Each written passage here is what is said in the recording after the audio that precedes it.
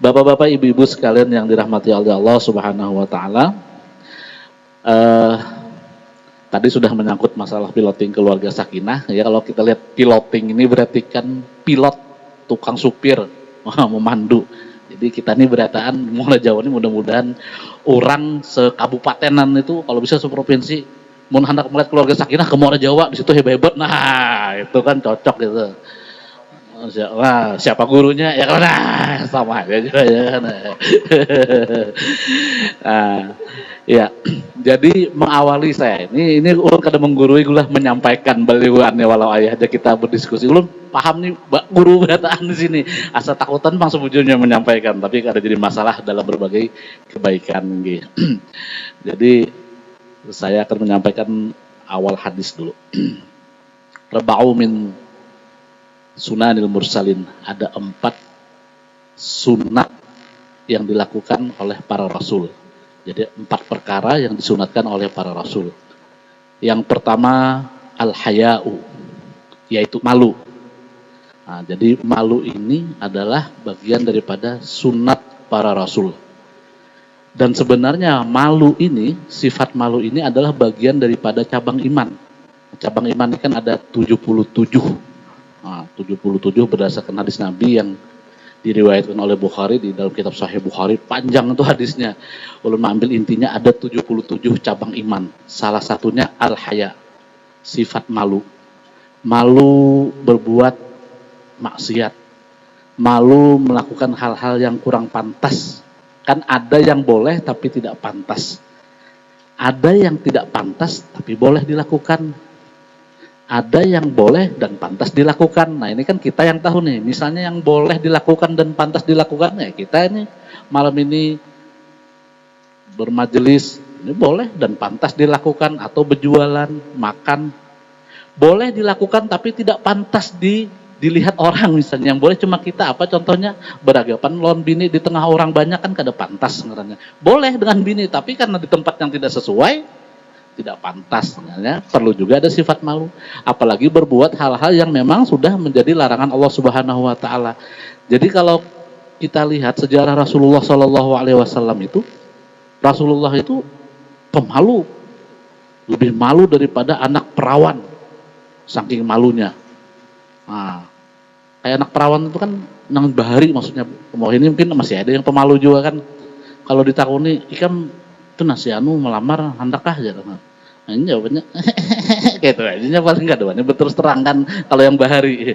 Kalau ini karena enggak lambat. Nah, kalau ini ya karena memang sudah ada sifatnya namanya persetaraan gender. Jadi bukan karena malu itu melanggar aturan misalnya perempuan sekarang itu, tapi karena ada kesetaraan gender. Jadi kan manusia ini ada 2, ada gender, ada seks.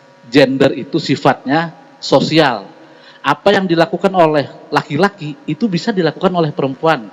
Misalnya laki bisa jadi pemimpin, kepala sekolah, perempuan juga boleh jadi pemimpin. Itu namanya gender, kesetaraan sosial, kesetaraan perbuatan.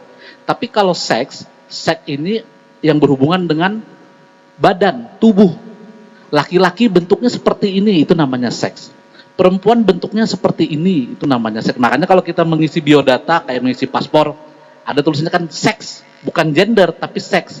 Male or female. Male itu laki-laki, female perempuan. Artinya, seks itu yang berkaitan dengan fisik tubuh. Nah, jadi kalau sekarang kan kita mengedepankan kesetaraan gender. Jadi kita tidak boleh menganggap bahwa perempuan itu tidak bisa melakukan apa yang dilakukan oleh laki-laki. Ya kalau kita lihat dari Quran surah Al-Hujurat ayat 13 yang berbunyi A'udzubillahi minasyaitonirrajim, ya ayyuhan nas inna khalaqnakum min dzakari wa untha wa ja'alnakum syu'uban wa qabaila lita'arafu inna akramakum 'indallahi atqakum. Yang artinya wahai manusia, sesungguhnya kami ciptakan engkau. Kami jadikan engkau dari laki-laki dan perempuan, berbangsa-bangsa dan bersuku-suku, lita'arafu, untuk saling kenal mengenal. Inna akramakum 'indallahi atqakum. Sesungguhnya yang lebih mulia di sisi Allah adalah orang yang lebih bertakwa. Kalau kita melihat dari ayat itu, berarti memang Allah menciptakan sebenarnya perempuan dan laki-laki itu sama dari segi gender. Bukan dari segi seks ya. Kalau segi seks itu nang laki-laki karena mentang-mentang sama aja lu bibin aja. Aku hendak jadi bibinian aja juga aja. Nah, lalu ya disuntik silikon dadanya supaya tumbuh. Nah, nang bibinian juga hendak jadi laki-laki misalnya. Nah, itu namanya seks. Itu kada boleh. Tapi gender artinya perilaku terhadap Allah sesama itu sama di mata Allah. Berbangsa-bangsa, bangsa apa aja, bersuku-suku, suku apa aja sama. Karena ada bangsa, ada suku, ada laki, ada perempuan tentu memiliki karakteristik yang berbeda. Kalau laki-laki ini karakteristiknya kayak ini, misalnya contohnya laki-laki ini kan suka terus terang, ya kan. Kalau perempuan itu kan pemalu. Nah itu artinya dia tidak suka langsung menyampaikan langsung, bahasa sindiran. Aku hendak itu bahaya, anu bahaya itu bagus pinanya anu ini. Jerabahnya hendak ikam kada, padahal tuh hendak sebujurnya kan. Menang laki-laki kada paham dasar bujur kada ditukarakannya, lalu berarti harap guring malam semalaman. Kada paham abahnya nih jarna. Itu dari segi perbedaan, tapi dari segi gender kesetaraan misalnya. Bolehkah perempuan bekerja? Boleh saja selama tidak melanggar aturan kan begitu namanya gender. Makanya sekarang ada istilah emansipasi wanita. Makanya perempuan juga bisa mengungkapkan pendapat, nah, tidak malu dia. Nah, al-haya. Jadi yang pertama sunat daripada Rasulullah itu dan bagian daripada cabang iman adalah al-haya, malu. Malu yang tidak sesuai dengan hati nurani. Kita kan bisa melihat nih. Memandang kira-kira ini pantas nggak kita lakukan. Boleh aja, tapi belum tentu pantas. Nah itu malu. Kayak Rasulullah itu kan akhlaknya luar biasa. Menegur orang aja kan kada pernah menegur berhadapan kan. Bilanya bakantut di masjid sekong kada mungkin menakuni siapa yang bakantut tadi jarang bau. Sambat sidin kan yang makan daging unta tadi pagi tolong berudu semua. Akhirnya yang makan daging unta semuanya. Yang makan daging unta namanya orang Arab nih kan berudu semua. Akhirnya yang bakantut tadi kan tertutupinya berudu kan batal. Nah itu saking mulianya Allah Rasulullah untuk menutupi rasa malu. Al-haya. Yang kedua wa ta'atturu, berharum-haruman. Nah, jadi memang kita berharum-haruman ini disunatkan oleh Rasulullah Shallallahu Alaihi Wasallam. Nah, berharum-haruman, apalagi mamanya di rumah. Nah, kalau mamanya nih lah di belakang nih, nah lah ibu-ibu lah. Handak goreng tuh berharum-harum, ya kan. Kalau perlu kayak handak nang tulak keundangan tuh nah. Nah, jadi abahnya melihat itu kan nang kayak singa anak masuk ke rumah itu melihat mamanya tuh berhias ya kan, berharum-haruman, tertarik. Ada terbalik di luar rumah berhias, di dalam rumah bau bawang, nang kayak gulungan kasur segala macam kayak apalagi anak peparak. Jadi wah berharum-haruman tuh bagian daripada sunnah Rasulullah Shallallahu Alaihi Wasallam. Termasuk kalau laki-lakinya sudah ya kan boleh berharum di mana-mana aja. Kalau perempuan kan kita lihat-lihat nih, kira-kira kalau ada menimbulkan fitnah ya jangan berharum-haruman. Kalau bakal menimbulkan syahwat bagi laki-laki yang bukan mahramnya ya jangan. Tapi itu adalah bagian daripada sunnah Rasulullah Shallallahu Alaihi Wasallam. Yang ketiga adalah wasiwaku, bersiwak. Nah kalau itu sudah kita tahu semua. Bilang Rasulullah sekiranya tidak memberatkan umatku maka setiap sholat kewajibkan umatku itu bersiwak. Nah, tapi karena itu memberatkan maka menjadi sunat saja. Ya bisa sikat gigi, bau petai kan habis makan petai. Kada bersikat gigi sembahyang ke masjid. Habis disikat kiri kanan mabuk, ada husu lagi di sembahyang. Betakun kayak apa cara menghilangkan bau petai? Makan jengkol, hilang bau petainya, tinggal bau jengkolnya aja lagi. Menghilangkan bau jengkol, makan petai, ya, gitu bulik-bulik. Nah bersiwak. Dan yang keempat, yang terakhir adalah wan nikahu. Nah, menikah ini masuk kita nih ke pusaka sakinah nih, mulai menikah. Jadi kenapa masuk kepada sunat daripada Rasulullah SAW menikah ini? Karena memang pada zaman Rasulullah ada sahabat yang tidak ingin menikah. Saking kepengennya beribadah kepada Allah Subhanahu Wa Taala, dianggap menikah itu kada penting. Aku nih kada mau menikah. Ibaratnya itu kalau boleh dikebiri supaya tidak menikah. Tapi Rasulullah jangan, kada boleh menikah itu. an-nikahu min sunnati faman raghiba an sunnati falaisa minni. Nikah itu adalah sunnatku. Kalau tidak mengikuti sunnatku, maka dia bukan golongan dari aku. Artinya apa? Jangan mengharamkan menikah atau jangan berpendapat bahwa menikah itu tidak penting. Ya, menikah itu penting karena itu sunat Rasulullah SAW. Kalau memang belum dapat jodoh, ya itu lain lagi ceritanya ya kan. Tapi untuk berniat untuk tidak menikah karena menganggap menikah itu adalah hal yang biasa, itu ya keliru karena memang nikah itu sunat. Dan keuntungan orang yang menikah itu kalau berdasarkan hadis Nabi yang lain, man tazawwaja faqad istakmala nisfal iman. Barang siapa yang menikah, maka sesungguhnya telah menyempurnakan separuh imannya. Nah, jadi untung yang menikah itu separuh iman sudah terpenuhi, menyempurnakan separuh iman. Tinggal mencari separuhnya aja lagi. Apa separuhnya? Falyattaqillah fi nisfil baqi. Maka hendaklah engkau bertakwa kepada Allah untuk menyempurnakan yang sisanya tadi itu. Jadi kalau orang sudah menikah ini sebetulnya keuntungannya imannya separuh sudah terpenuhi sempurna. Yang belum menikah, jomblowati rahimakumullah tadi itu ya masih berjuangnya sendirian untuk menyempurnakan. Karena ternyata menikah itu kan banyak nilai ibadah di dalamnya kalau kita lihat. Nah, ada keluarga, ada anak, ada istri. Mendidik anak ibadah. Memberi nafkah ibadah. Ya, nafkah itu apa? Infak ya. Kan ada sedekah, zakat, infak, dan sedekah. Ya pada hakikatnya itu semua sedekah. Tapi kalau zakat itu adalah sedekah yang ada ketentuan dan syaratnya. Cukup haul dan nisabnya. Ada yang cukup nisabnya saja, kalau tidak itu tidak masuk zakat. Kalau infak apa? Infak ini adalah yang berhubungan dengan harta. Nah, jadi kalau sedekah itu secara umum, apapun itu bentuknya sedekah. Kullu ma'rufin sedekah, setiap berbuat baik juga sedekah. Berbuat baikkah, mengeluarkan materikah, senyumkah, orang senangkah, itu sedekah. Tapi kalau infak itu sifatnya yang mengeluarkan materi, makanya nafkah.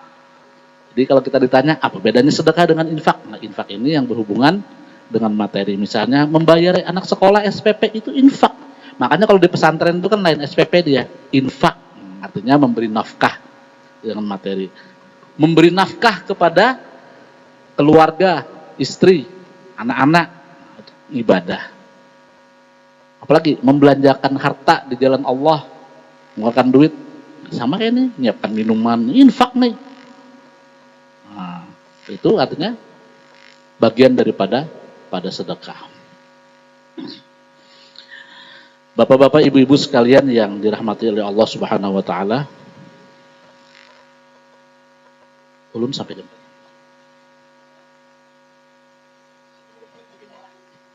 Enak alasan ngalih anak guring. Guru saya sudah berapa malam kada guring siang maksudnya. Udah lawas ya kan. Malamnya anak guring sih dia. Ya, jadi itu adalah divisi hukum daripada anjuran untuk menikah. Nah, sekarang masuk kepada pengertian keluarga bahagia. Keluarga samaranan sukses. Wah, ini orang disingkat-singkat samara, maksudnya sakinah, mawadah, warohmah. Dari manakah buahnya bisa menyingkat kayak ini samara? Samara, cemara lain lagi. Nan sukses. Apa itu maksudnya keluarga bahagia?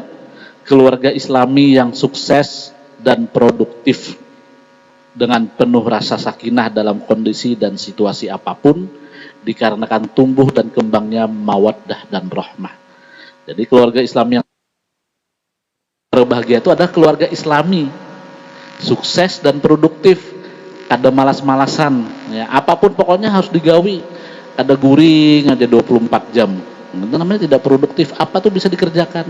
Membaca buku, ya, apalagi ya, mendengarkan ceramah, apalagi yang sifatnya produktif bisa menghasilkan hasil untuk menambah nafkah keluarga.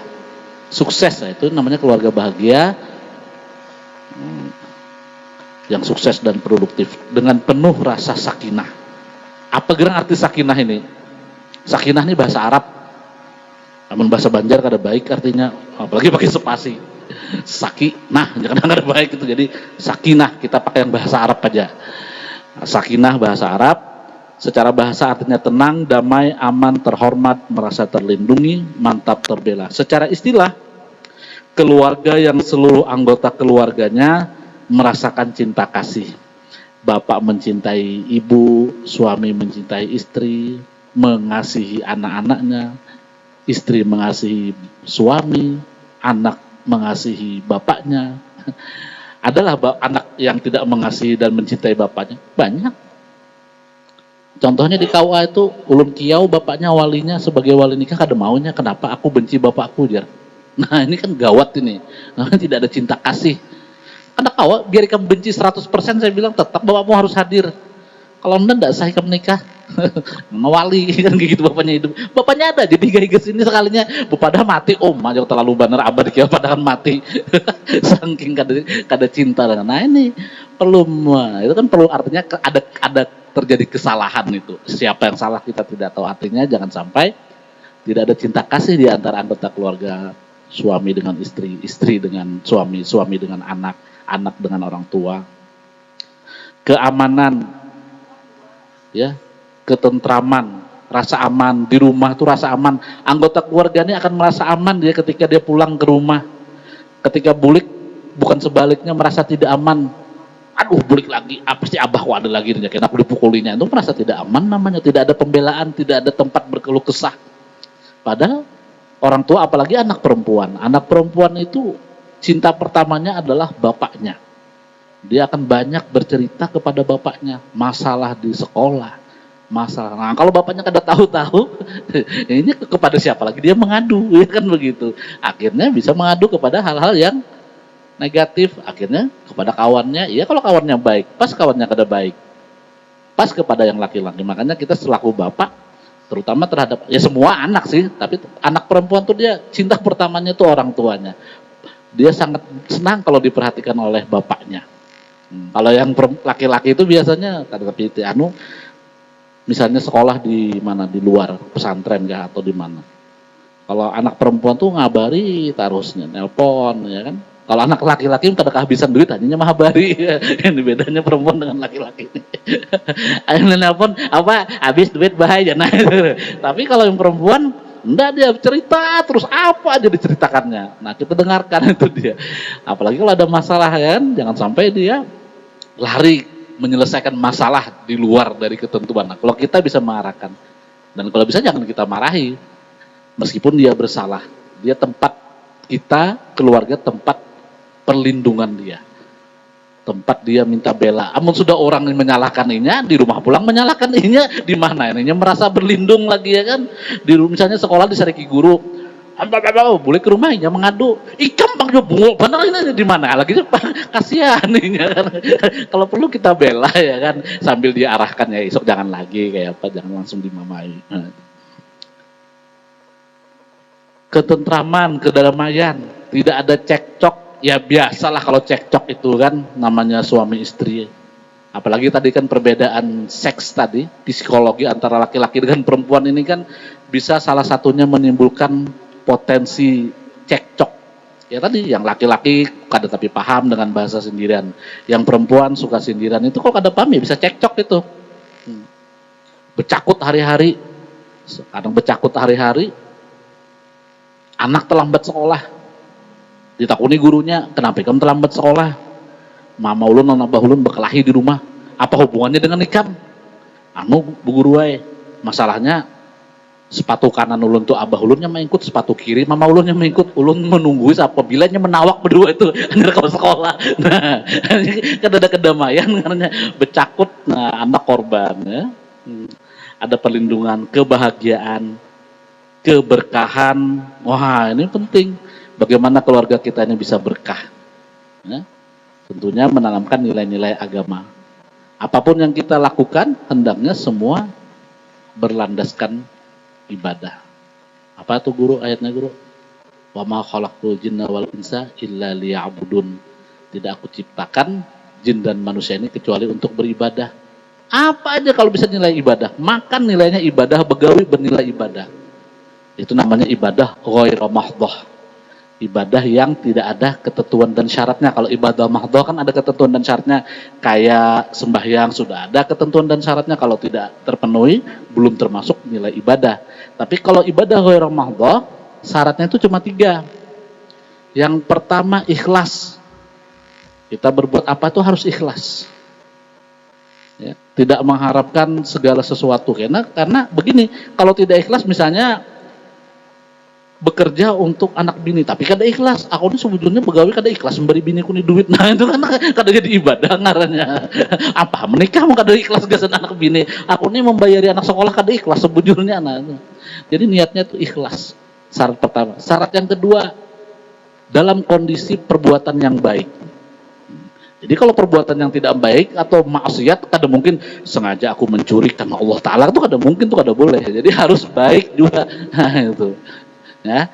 Dan syarat yang ketiga untuk ibadah ghairu mahdhah itu agar bernilai ibadah adalah semata-mata mengharap ridha Allah. Nah, jadi kalau kita bekerja, melakukan aktivitas apapun, kalau mengharap ridha Allah, insya Allah rezeki akan mengikuti. Tapi kalau kita berharap duitnya dulu, ridha Allah kalau dapat, duitnya belum tentu dapat.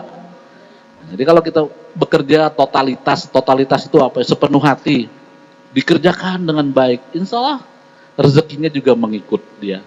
Karena mengharap ridha Allah. Dinilai orang baik kah? Kadakah? Pokoknya aku begawi, ini tugasku. Bagaimana pekerjaan ini ku kerjakan secara sempurna. Diupah orang kah kada? Nah, misalnya itu ya. Insya Allah itu rezeki akan mengikuti. Nah, itu sakinah. Adapun arti mawaddah, jenis cinta membara yang didorong oleh kekuatan nafsu pada lawan jenis yang lebih condong pada material, seperti cinta karena cantik, ganteng, body yang menggoda, harta benda, keturunan hingga kecerdasan. Nah, jadi mawaddah itu sifatnya kepada fisik, didasari oleh nafsu. Aku cinta dia karena dia cantik, aku cinta karena dia ganteng, aku cinta sama dia karena dia orang kaya. Itu mawaddah. Dan biasanya kalau orang sudah menikah itu, mawaddah ini biasanya timbul sebelum menikah. Terbayang-bayang terus hari-hari. Setiap malam, setiap jam, setiap detik. Hanya dia yang terbayang di wajah kita. Oh, gak ada kegampangan. 2 hari menikah berkelahi. karena saling menutupi kekurangan waktu menikah. Kan begitu. Nah, jadi cinta mawaddah. Tapi mawaddah ini itu biasanya kalau sudah menikah, ya menginjak 2 tahun, 3 tahun, mungkin sudah hilang, kan sudah hilang. Tidak ada lagi dah rasa mawaddah. Kalau ada juga ya alhamdulillah luar biasa hebat, saya akui. Yang hilang kayaknya sudah. Yang ada apa? Rahmah, kasih sayang. Jadi kasih sayang lembut, tulus, rasa saling memiliki. Ini lakiku, ini biniku, saling memiliki, saling menghargai, saling membantu, rela berkorban. Jadi kita ini kan membantu bini. Kadang kalau hari libur mungkin membantu bini betapasan, membantu maksudnya, menyayangi, rahmah, mawaddahnya itu sudah berkurang kan begitu. Tapi kan jadi masalah yang penting rahmahnya ini jangan sampai berkurang. Merasa kehilangan kalau bapaknya nggak ada, merasa kehilangan kalau anak-anak itu nggak ada di rumah, rindu untuk terus bertemu. Tak dapat dipisahkan yang terpancar dari cahaya iman. Kataku cahaya iman. Jadi keimanan yang membuat rahmah itu muncul. Jadi rahmah bukan dasar dari yang lain, tapi karena adanya iman kepada Allah Subhanahu wa taala sehingga timbul rasa kasih sayang terhadap sesama keluarga. Nah, Bapak-bapak, Ibu-ibu sekalian, mungkin ini saja sedikit yang mudah-mudahan apa yang bisa kami sampaikan sedikit ini bisa bermanfaat bagi kita semua. Mudah-mudahan kita semua, keluarga kita, anak cucu kita, 7 turunan ke bawah, 7 turunan ke atas, ke kiri, ke kanan, semuanya menjadi keluarga sakinah, mawaddah, warahmah, berakhir di hidup di dunia ini dengan husnul khotimah.